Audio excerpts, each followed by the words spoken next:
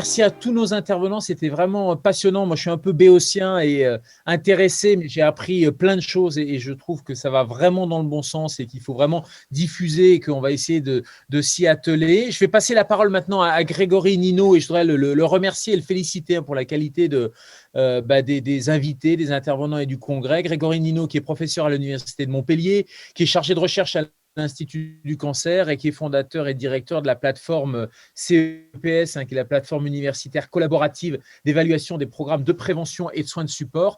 Et parce que je sais qu'il est modeste et parce que je sais qu'il ne va pas faire sa publicité, moi je vais la faire, sa publicité, je vais vous partager.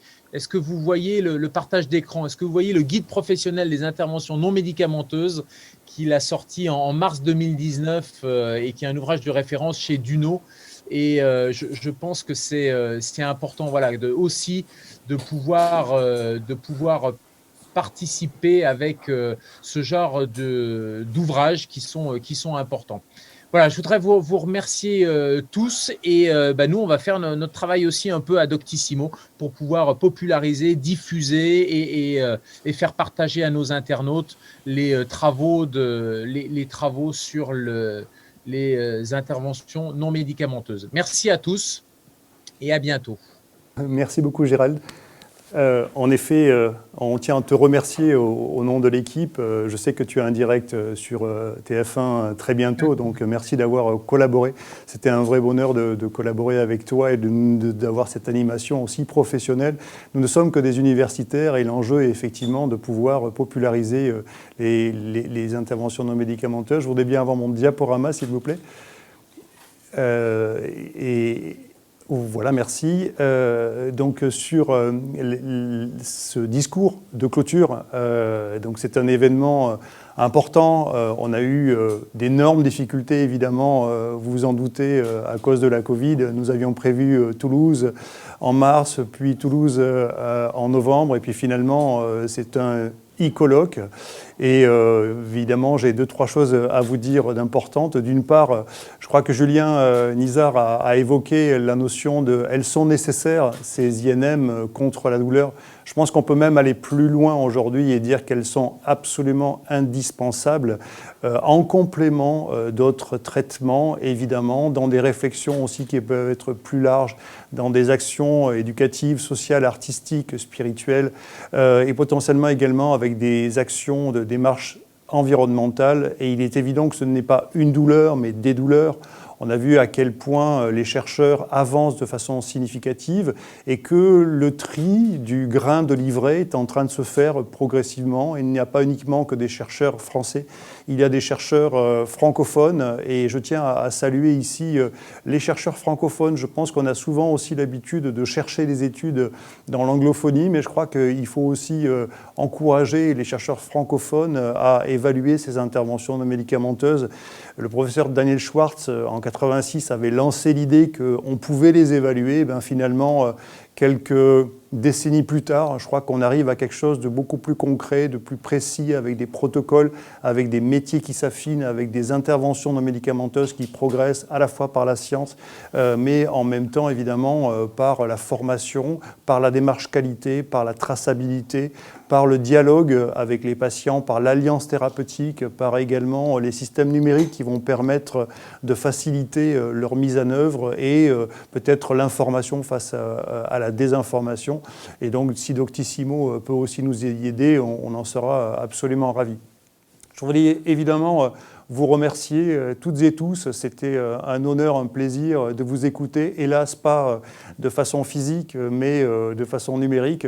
Vous avez joué le jeu les uns les autres. Vous étiez inscrits, vous n'êtes pas désinscrits et vous avez réussi à présenter vos communications orales. Vous avez également préparé vos posters, vous les avez affichés sur l'application. Pour certains, vous avez tourné des vidéos non seulement sur les ateliers et sur les conférences. Je crois qu'on est très très fiers au nom de l'équipe, que vous ne nous ayez pas lâchés dans cette période qui était absolument ubuesque pour les uns et les autres. Je ne peux pas, dans ce discours de clôture, ne pas remercier tous les partenaires académiques. Sans eux, je pense que les interventions non médicamenteuses ne pourraient pas progresser de cette façon, à la fois en France, en Europe et dans le monde. Ces partenaires, c'est effectivement non seulement l'Europe, mais également le ministère de la Recherche, la région Occitanie, la métropole de Montpellier-Méditerranée, l'université de Montpellier, notamment avec son programme d'excellence qui s'appelle MUSE, Paul Valéry, l'université Paul Valéry, le département de médecine générale, la maison des sciences humaines sud de Montpellier, où nous nous trouvons. Et évidemment, je voudrais ici remercier Antoine Bourlier qui a été incroyable.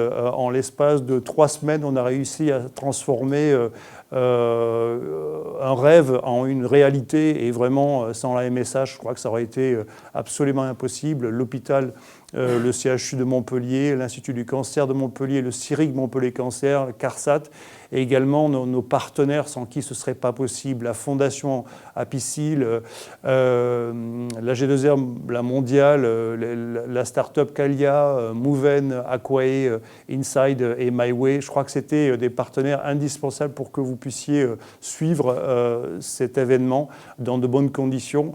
Un événement scientifique, et on tient à le rappeler, on n'est pas là pour faire la promotion d'une ou de l'autre pratique, mais bien de travailler sur une démarche scientifique.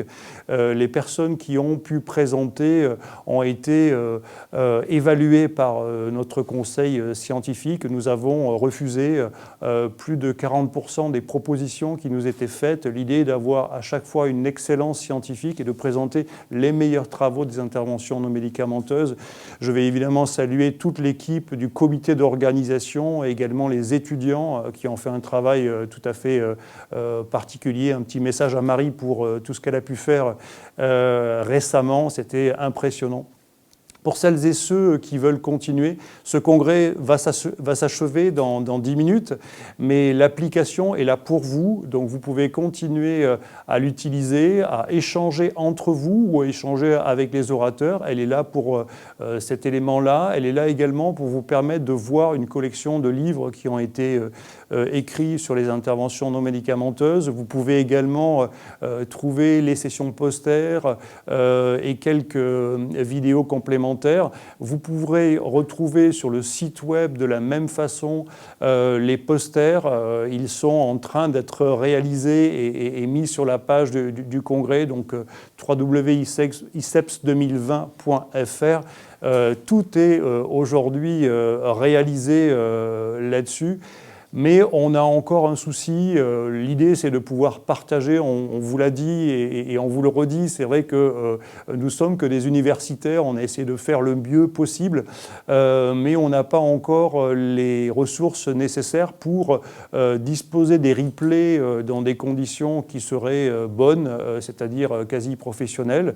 Donc nous prévoyons de le mettre en ligne le 5 janvier. Donc pour celles et ceux qui ont envoyé des questions en disant « j'aimerais bien revoir une vidéo, un conférencier », donc on va le faire effectivement, mais on a besoin de vous. Donc si vous souhaitez, vous pouvez faire un don. C'est sur la page iceps2020.fr, c'est en haut, et donc voilà, tout ça va servir tout simplement à financer un système de replay qui permettra aux participants de revoir certaines vidéos, sauf évidemment ceux qui se sont inscrits au mois de mars, qui vont profiter naturellement de l'accès sur un temps beaucoup plus long.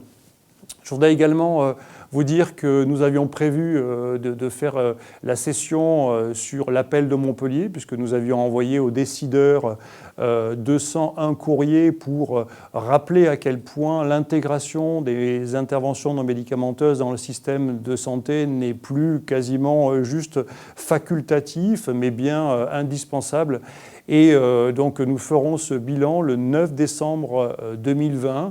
Vous n'aurez même pas à vous connecter ni à Zoom, ni à Facebook, ni quoi que ce soit. Directement sur le site appeldemontpellier.fr, vous pourrez donc suivre cette conférence qui durera 1 heure, qui sera en collaboration avec le CUMIC, avec le laboratoire du professeur Bruno Falissard, avec le C2DS, avec le GEDCOP, avec l'Observatoire des médecines non conventionnelles de Nice et également évidemment avec la plateforme CEPS.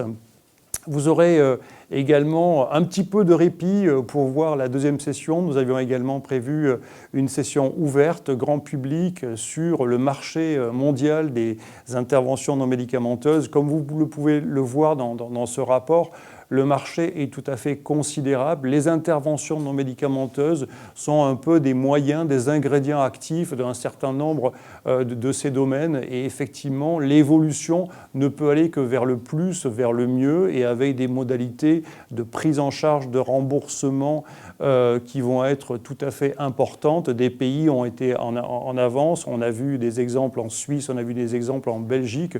Je crois que la France est en train de rattraper parfois son retard sur ces interventions non médicamenteuses. Donc vous aurez la possibilité de voir cette conférence le 9 février 2021 à 11 h. Pareil, vous n'avez pas à vous connecter sur Zoom, sur Facebook, ni quoi que ce soit. Vous irez simplement sur la page iceps2020.fr/conférence-ouverte et vous aurez la possibilité de suivre cette conférence gratuite animée par Michel Noguès et Laurence Fontenelle, deux membres de la plateforme CEPS, mais étant très très investis et très spécialistes de ces approches économiques des interventions non médicamenteuses. Je voudrais vous dire que nous en avons quasiment terminé, je bafouille presque, mais pour dire que pour nous, ce n'est pas tout à fait terminé. Pour celles et ceux qui le veulent, le 26 novembre, donc c'est-à-dire juste demain, à 13h30 jusqu'à 17h15, nous allons organiser un autre événement qui devait être au mois de juin, mais qui a été décalé. Il s'agit de parler des INM dans la problématique du bien vieillir et de comment on peut les utiliser à bon escient. Cet événement se déroule dans le cadre d'un événement important à Montpellier qui est les 800 ans de la faculté de médecine. Le doyen Michel Mondin sera présent parmi nous lors du préambule.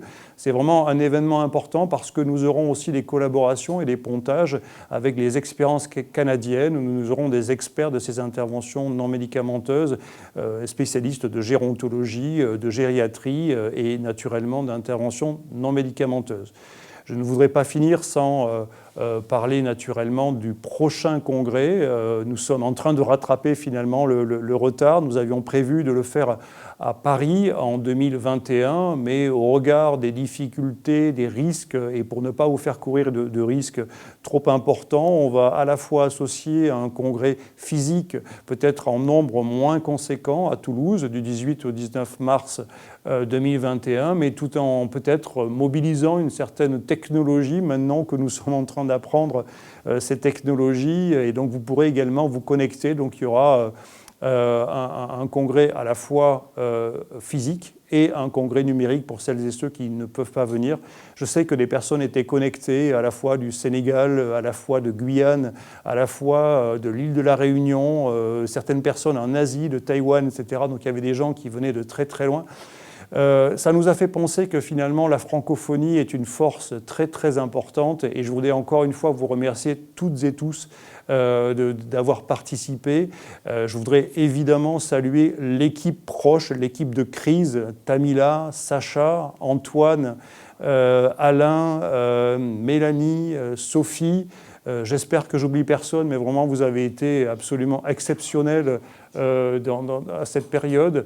Et évidemment, je veux saluer également Jérôme, mais j'ai beaucoup d'émotions pour vous dire j'espère à très bientôt et au plus tard, soit demain à 13h30, soit vraiment au plus tard le 18 ou le 19 mars 2021. Merci infiniment à tous et à tous d'avoir participé. Je vous souhaite une bonne soirée et peut-être une bonne nuit pour ceux qui ont suivi de façon assidue cette conférence depuis le début. À bientôt. Au revoir.